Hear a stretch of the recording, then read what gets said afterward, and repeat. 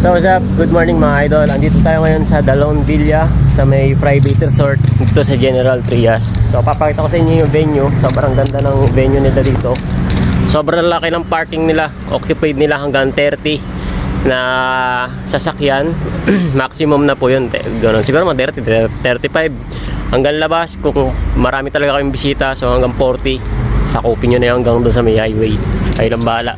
So dito meron tayo ditong gate na pwedeng lagyan ng entrance arc, kasi yung package na kinuha sa amin ni ma'am is yung Chanel, yung may entrance arc na bilog.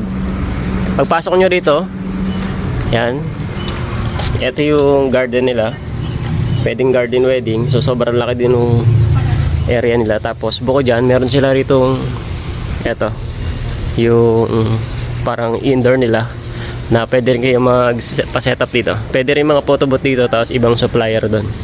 Tapos yung CR nandun sa may door na yun. Pero kung sakaling occupied nyo yan, tulad sa amin, occupied namin yung buong yan, doon na lang sila iikot sa likod.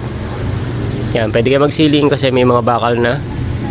Tapos dito ay, kapag nag-book ka, 17 plus, 17,000, meron ka lang kasamang master bedroom.